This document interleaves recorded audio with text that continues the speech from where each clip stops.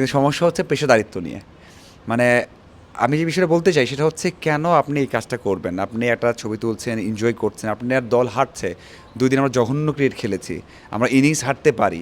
সেই সময় আপনি একটা এমন একটা অঙ্গভঙ্গি করলেন বা এমন একটা ছবি পোস্ট করলেন যেটা আপনাকে দর্শক অথবা ক্রিকেট ফ্যান্স বা আপনি বলেন ক্রিকেট বিশ্লেষক, ক্রিকেট রিলেটেড যারা আছেন তাদের কাছে আপনি ছোট হয়ে যাবেন। কারণ আপনার কি মনে হয় না একটাবার যে ব্রাজিল জিতছে ঠিক হয়েছে ভাই, কিন্তু আমি তো আমার দেশকে হারাচ্ছি। নাজমুল হোসেন শান্ত ম্যাচ শুরুর আগে জানিয়েছিলেন অস্ট্রেলিয়া সিরিজের প্রস্তুতি নিতে চান। প্রস্তুতিটা এমন হবে 2 ইনিংস মিলিয়েও বাংলাদেশ 90 ওভার ব্যাটিংই করতে পারেনি, ইনিংস ব্যবধানে হার। অস্ট্রেলিয়া যাওয়ার আগে একটি বড় বিপর্যয়। সেই সঙ্গে একটি সমালোচনা রয়েছে, গতকাল বাংলাদেশ টেস্টের আগে ব্রাজিলের খেলার মেতেছিলেন ক্রিকেটাররা, সেই ছবি আমরা সামাজিক যোগাযোগ মাধ্যমে দেখেছি। টেস্টটা কেমন ছিল সব কিছু নিয়ে আমরা কথা বলবো আমাদের ইন্ডিপেন্ডেন্ট টেলিভিশনের বিশেষ প্রতিনিধি মাজারুল ইসলাম সাথে। মাঝার, গতকাল ব্রাজিলের খেলা দেখাটাই কি ইম্প্যাক্ট পড়লো নাকি ক্রিকেটারদের মন অন্য জায়গায়? না, না, ইমপ্যাক্ট পড়েনি। কোনো ইমপ্যাক্ট পড়ে না। খেলা দেখেছে, এনজয় করেছে, ফ্রি থেকেছে, ঠিক আছে। কিন্তু সমস্যা হচ্ছে পেশাদারিত্ব নিয়ে। মানে আমি যে বিষয়টা বলতে চাই সেটা হচ্ছে কেন আপনি এই কাজটা করবেন? আপনি একটা ছবি তুলছেন, এনজয় করছেন, আপনার দল হারছে। ২ দিন আমরা জঘন্য ক্রিকেট খেলেছি। আমরা ইনিংস হারতে পারি।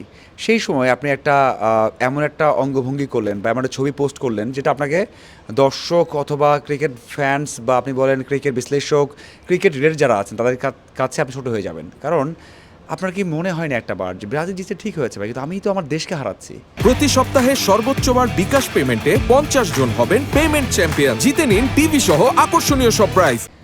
মানে এত রানে পিছিয়ে আছে, ইনিংসে হাঁটছি, তখন আপনাকে মনে হয়নি যে এই ছবি পোস্ট করলে আমাদের ইমেজ নষ্ট হবে? মনে হয়নি যে আমাদের কমিটমেন্টটা কতটা ছোটো হয়ে যাবে? দেখুন, এমনটা নয় যে তারা বুঝে শুনে দিয়েছেন। এমনটা হতো যে আমরা বুঝি আমাদের কমিটমেন্টে সমস্যা বা আমরা হেরে যাচ্ছি, তারপরেও আমরা পোস্ট করছি, আমরা হয়তো সেখানে ওরকম ক্যাপশন দিচ্ছি, কিন্তু না, মানে ওই বোধটাই নাই বাংলাদেশের তারকাদের যে আসলে ভাই আমরা হেরে যাচ্ছি, ব্রাজিল আগে না বাংলাদেশ আগে। আমার তো বলে বাংলাদেশ তো আগে হওয়া উচিত না? মানে কখন কোন ছবি পোস্ট করতে হয়, কখন কোন ছবি দেওয়া যাবে না, কখন কোন জায়গায় আপনি দাঁড়াবেন না, এটা তো বড় একটা শিক্ষা। ওখানে তো মুশফিক নেই, ওখানে শান্ত নেই, ওখানে ওখানে মমিনুল নেই, ওখানে কিন্তু ওখানে জয়, খালেদ এবং সেখানে আছেন হৃদয়, এবং সবাই হেসে হেসে হেসে ছবি দিচ্ছেন। ভাই আমরা টেস্টের মাঝে আছে, এমনটা নয় যে কালকে আপনার টেস্ট শুরু হচ্ছে, এমনটা নয় যে আজকে টেস্ট শেষ হয়েছে। আমরা টেস্টের 2 দিন শেষ করেছি, টেস্ট চলছে, মানে ম্যাচ চলছে, আপনি ম্যাচের মাঝে আছেন, একটা ব্রেকের মধ্যে আছেন। সেই জায়গায় আপনি আবার হাঁটছি, আপনি ওই ছবি দিবেন? মানে আমার কথা হচ্ছে আপনি কী ধরনের ফিল করেন দেশকে নিয়ে, আপনি কী ধরনের মানে দলের প্রতি আপনি কমিটেড, আপনি সেটা এখানে বোঝা যায়। এখানে অন্যরা আছেন টেস্ট দলে, ওডিআই টি-20 দলের, টেস্ট দলের 3 জন, আমি ওনাদেরকে দোষ কম দেই, কিন্তু এখানে আবার নাফিস ইকবাল আছেন, এখানে আরও কোচিং স্টাফ, সাপোর্ট স্টাফের 2 একজন আছেন, তারা তো টেস্ট দলের সাথেও আছেন। তারপরেও আমি বলবো যে যারা টেস্ট দলে নেই তাদেরও উচিত হয় নাই। ওখানে যারা রয়েছেন মিরাজ, তাসকিন, তানভীর, শরীফুল অথবা সৈকত, সৌম্য, তাদেরও উচিত হয়নি আসলে ছবিটা পোস্ট করা। তুলতে পারতেন, ঠিক আছে, এই সময় এটা কমিটমেন্ট নিয়ে প্রশ্ন আসবে, আপনি তাদের কমেন্টটা দেখেন, মানে যে পোস্ট করেছেন সেই কথা আমরা যেটা বলছি সেটাই বলেছেন, কারণ দর্শকও তো বোঝেন, দর্শকের তো মন খারাপ হয় যে বাংলাদেশ হাঁটছে। দেখুন পোস্ট করার সাথে সাথে তারা কমেন্ট করছে যে বাংলাদেশের টেস্টের অবস্থা কী। তারা টেস্ট দেখছে তো ভাই, হয়তো বিশ্বকাপে আপনারা মাপ পেয়ে যাচ্ছেন যে মাত্র 2.5 দিনে জঘন্যভাবে ইনিংস ব্যবধান আপনারা হেরেছেন জিম্বাবুয়ের বিপক্ষে, মাত্র 90 ওভার 92 ওভার ব্যাট করেছেন, 92 ওভার 3-4 বল হয়তো ব্যাট করেছেন 2 ইনিংসে, এবং 3টা সেশন ব্যাট করছেন 2 ইনিংস মিলিয়ে।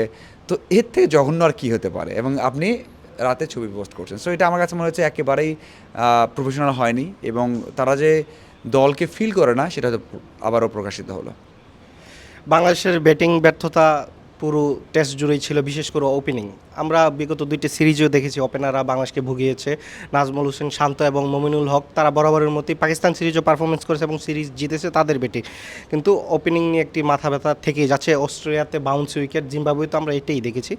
অস্ট্রেলিয়া সিরিজের আগে মাঝার ওপেনারদের যে ব্যর্থতা ক্রমান্বয়ে, এটা কি একটু বড় কনসার্ন কিনা? কবে যে সফল ছিল ওপেনাররা, তামিম এবং ইমরুল কায়েস অথবা 2-1 ইনিংস খুব ভালো দিয়েছেন, এছাড়া খুব কম মনে পড়ে ভালো হয়েছে, ধারাবাহিকতা খুবই কম। আমি দেখলাম জয়ের স্ট্যাট, 43 ইনিংসের মধ্যে 28টাতেই 20-এর নিচে আউট হয়েছেন, ডাক মেরেছেন 8টা। আমি দেখলাম স্ট্যাটটা দেখলাম, যেখানে জয় 43 ইনিংসে ব্যাট করেছেন, ব্যাট করার মধ্যে আপনি 0 রানে আউট হয়েছেন 8 বার, এছাড়া আউট হয়েছে 18 বার, আউট হয়েছে 20-এর নিচে, আর না 18 বার 20-এর নিচে আউট হয়েছে 27 বার, বাকি 16 ইনিংসে আউট হয়েছেন হয়তো বা 30 করেছেন, 32 করেছেন, সেঞ্চুরি আছে 2টা এবং হাফ সেঞ্চুরি আছে সেখানে 6টা। তো একজন টেস্ট ওপেনার বাংলাদেশের মতো একটা জায়গায় খেলছেন, একদম ছোট দল না, তো এত ছোট দল না, টেস্ট প্লেয়িং কান্ট্রি। সো এত বাজে স্ট্যাট নিয়ে কিন্তু আমরা ওপেন করাচ্ছি এবং বড় বড় ম্যাচে করাচ্ছি। সাদমানও খারাপ করেছে, কিন্তু সাদমান গত বছরটা ভালো করেছে, 47 তার গড়। মানে এতদিন তাকে কাজে লাগানোর পরে হয়তো ভালো পথে ছিলেন। যখন একটা ওপেনার খারাপ করে, পার্টনার খারাপ করে, তখন কিন্তু ইম্প্যাক্টটা পড়ে। জয় খারাপ করলে সাদমানের উপর পড়বে, সাদমান খারাপ করলে জয়ের উপর পড়বে, এটা স্বাভাবিক। তো ওই যে একদিক থেকে হচ্ছে না, তো সেটা বড় একটা ইম্প্যাক্ট ফেলছে। আপনি ওপেনিংয়ে ভালো করা খুবই জরুরি, সেটা ওয়ানডে, টি-20 টেস্ট, যেই ফর্ম্যাটে খেলুক না কেন। সো সেটা হচ্ছে না এবং তার ইম্প্যাক্ট তো পড়ছে। আপনি অস্ট্রেলিয়া এগেনস্টে টেস্ট খেলবেন ভাই, মানে অস্ট্রেলিয়া এগেনস্টে টেস্ট খেলবেন, সেই টেস্টে ভালো করতে চান, জিততে চান, কিন্তু আপনি জিম্বাবুয়ে এগেনস্টে আপনি 3 দিন টিকতে পারেননি। আপনি কীভাবে অস্ট্রেলিয়া এগেনস্টে টিকবেন ভাই? এরাও 4টা পেসার খেলিয়েছে, 4টা পেসারের পর আপনি চোখেই দেখেননি। সেখানে অস্ট্রেলিয়ার স্টার্ক, হ্যাজেলউড, কামিংস বল করবে ভাই, কীভাবে দেখবেন আপনি?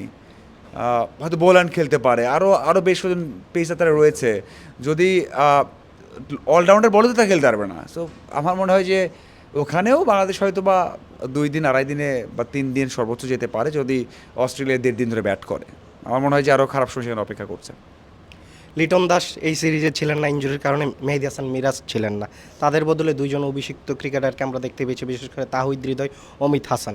এওয়ে টেস্টে 2 ক্রিকেটারের অভিষেক হয়েছে, কিন্তু তারা ব্যাটিংয়ে কাঙ্ক্ষিত সফলতা এনে দিতে পারেন। মাঝার আপনার কি মনে হয় এওয়ে টেস্টে বাংলাদেশের অভিষিক্ত ক্রিকেটারদের অভিষেক মানে হৃদয়, অমিত হাসান ঘরোয়া ক্রিকেটে ভালো খেলেছেন, সেই সুবাদে এসেছেন দলে, কিন্তু এওয়ে টেস্টে অভিষেক করানোটা কি ওনাদের জন্য বাড়তি চাপ কিনা, যেহেতু পেজের বাংলাদেশের উইকেট আর ওইখানের উইকেটে একটু ভিন্নতা রয়েছে?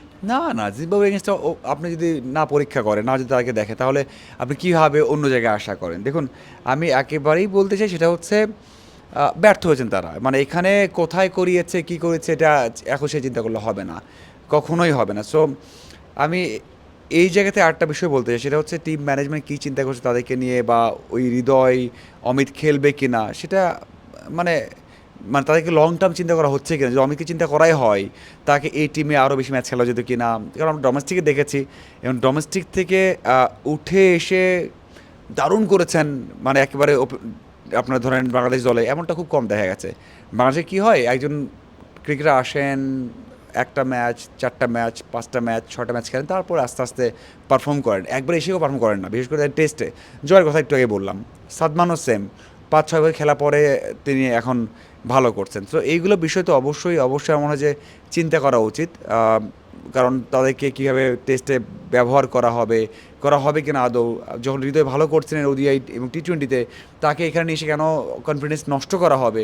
যদি এখানে খারাপ করে, তাহলে তো আমার মনে হয় সুম্যর মতো হয়ে যাবে। সুম্য ওয়ানডে, টি-20 ভালো করেছে, আমরা টেস্টে নিয়ে এসে দিয়েছি, টেস্টে খারাপ করেছে, সবগুলো খারাপ করেছে।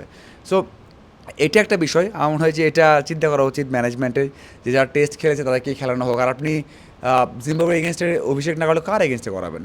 কার এগেনস্টে? মানে এর থেকে ভালো অপশন তো আর হয় না। সো আমার মনে হয় যে এটা তাদেরই ব্যর্থতা, এবং ঘরোয়া ক্রিকেটটা যে এখনও আগের মতো এগোয়নি, এখানে খুব বেশি একটা কম্পিটিশন নেই, সেটা কিন্তু অমিতের ব্যাটিং দিয়ে বোঝা যায়। এমনটা নয় খারাপ করেছেন, তাদের অ্যাপ্রোচ দিয়ে বলছি আমি। খারাপ করতেই পারেন, আপনি ডাবল পেয়ার পেতে পারেন, ডাবল 2টা ইনিংসে শূন্য করতে পারেন, সেটা হৃদয় করতে পারেন, অমিতে করতে পারেন, কিন্তু তাদের অ্যাপ্রোচটা আপনি দেখেন, মনে হচ্ছে যে খুব ভয় পাচ্ছেন, হাত পা কাঁপছে, বা কী করে বুঝতে পারছেন না। এটাই বুঝিয়ে দেয় যে আসলে আমাদের ডোমেস্টিক কতটা কম্পিটিটিভ। আমার মনে হয় যে এখানে কাজ করার অনেক জায়গা আছে। জিম্বাবুয়ের বিপক্ষে হার, সামনে ওয়ানডে সিরিজ, কিন্তু সবচেয়ে বড় চ্যালেঞ্জ যেটা থেকে যাচ্ছে বাংলাদেশের কাছে প্রশ্ন, অস্ট্রেলিয়াতে 2 ম্যাচে টেস্ট সিরিজ, সেখানে গিয়েও কি বাংলাদেশের ব্যাটিং ব্যর্থতা অব্যাহত থাকবে কিনা? আমরা আশা করবো লিটন দাস ফিরে আসলে হয়তো দলের একটি মোমেন্টাম পাবে। দর্শক, আজ বিদায় নিচ্ছি, ইন্ডিপেন্ডেন্ট ডিজিটালের সঙ্গেই থাকুন, আমরা আবারও যুক্ত হব। ধন্যবাদ।